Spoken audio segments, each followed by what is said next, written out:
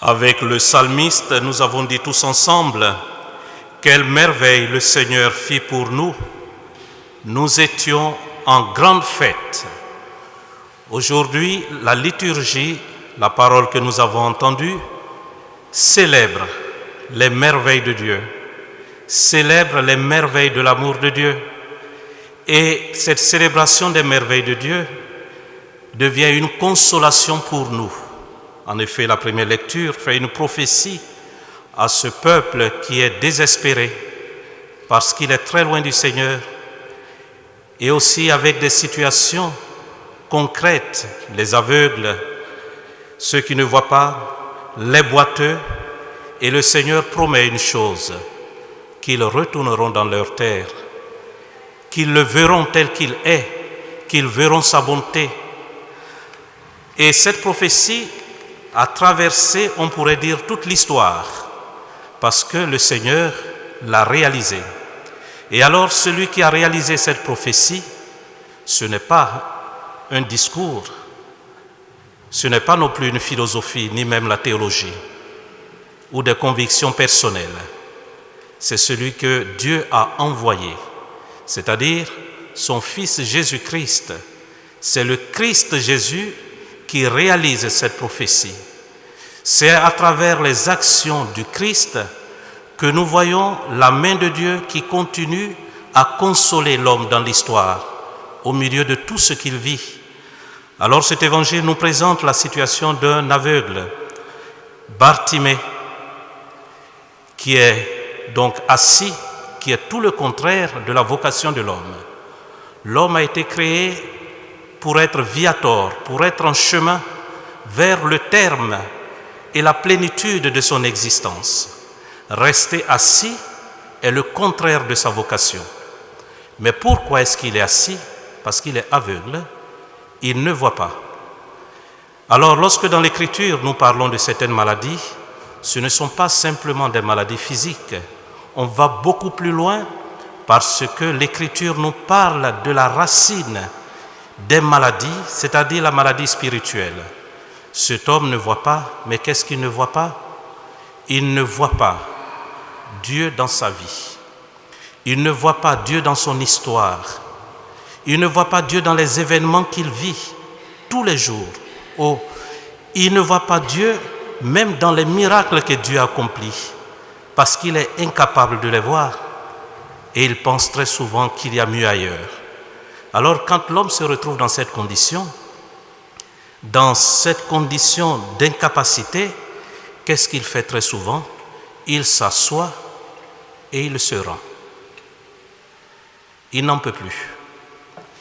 Voici que Dieu qui connaît la condition de l'homme, notre condition, d'être assis, mais parce que nous sommes désespérés, parce que nous ne le voyons nulle part, envoie donc son Fils qui passe au milieu de nous.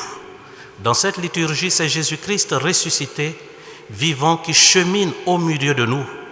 Et alors la liturgie nous appelle à avoir l'attitude de Bartimée. C'est vrai qu'il est aveugle, il ne voit pas Dieu, mais il a entendu parler du Christ.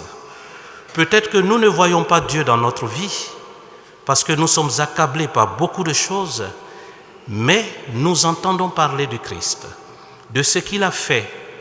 Même lorsque nous écoutons le témoignage de certains frères, ces frères nous parlent de l'action de Dieu dans leur vie.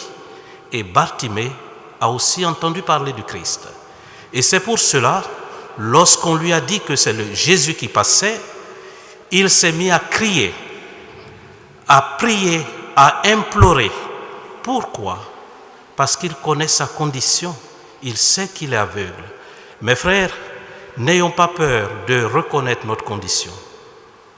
N'ayons pas honte de notre condition, parce que cette condition peut-être qui nous met en crise profondément, qui nous fait désespérer, qui nous fait souffrir, peut être le point de départ pour une chose nouvelle. Parce que cette condition qui nous montre nos limites, nos insuffisances, peut nous pousser à rechercher un sauveur. Et c'est cela qui nous fait voir la nécessité de quelqu'un qui soit capable de nous sauver. mais de nous sauver définitivement parce que nous ne pouvons pas le faire. Alors Bartimée crie, et saint Augustin, reprenant cet épisode, dit une chose: pourquoi est-ce que Bartimée a crié autant, même s'il a été rabroué? Saint Augustin dit que Bartimée craignait que Jésus passe et qu'il ne retourne pas. C'est pour cela que nous aussi ayons cette crainte, que le Seigneur qui passe maintenant, peut-être qu'il ne repassera pas. C'est une occasion pour nous, ne la laissons pas passer. Crions vers lui, supplions-le, prions le Seigneur. Alors le Seigneur, qui entend nos cris et nos supplications, s'arrêtera comme il a fait avec Bartimée et il nous demandera: que veux-tu que je fasse pour toi? Faisons très attention à ce que nous lui dirons. Parce que si la racine de toute la souffrance de l'homme, c'est de ne voir Dieu nulle part et de se sentir seul dans ce monde et dans l'histoire, et de se sentir aussi orphelin, ce qui pourrait changer toute sa vie, c'est d'avoir des yeux illuminés, les yeux de Dieu, les yeux de la foi pour le voir. Et cela transforme toute notre existence. Tout le reste suivra.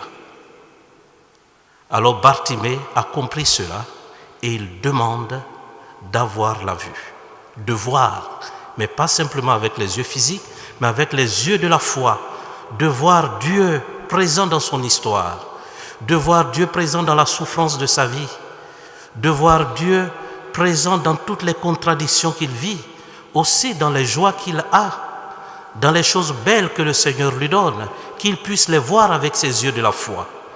Et c'est ce que nous pouvons demander aujourd'hui au Seigneur, qu'il nous donne les yeux de la foi, ses yeux pour le contempler. Saint Irénée disait dans sa grande œuvre contre les hérésies, Adversus Héréses, que la gloire de Dieu, c'est l'homme vivant, mais la vie de l'homme, c'est la vision de Dieu. L'homme vit vraiment dans la plénitude de son existence, sans peur, dans la pleine confiance lorsqu'il voit Dieu à l'œuvre dans sa vie. Alors mes frères, qu'est-ce que cela créera pour Bartimée et aussi pour nous? Dès qu'il a eu ses yeux de la foi et que tout est devenu clair pour lui, il se mit à suivre Jésus. Mais où est-ce que Jésus allait? À Jérusalem pour donner sa vie. Cette Jérusalem qui fait peur à tout le monde, parce que là, il y a l'humiliation, il y a le déshonneur, il y a la croix, il y a l'ignominie, il y a la souffrance plus atroce. Mais Bartimée, voyant Dieu et le contemplant tout cela, n'a pas peur de suivre le Christ pour aller à Jérusalem. Nous aussi, nous avons nos Jérusalem qui nous font peur, que nous ne voulons pas voir, vers lesquels nous sommes incapables de cheminer. Alors, les yeux de la foi nous font voir Dieu qui est présent et que tout cela peut se transformer en une glorification comme la mort du Christ a été sa glorification.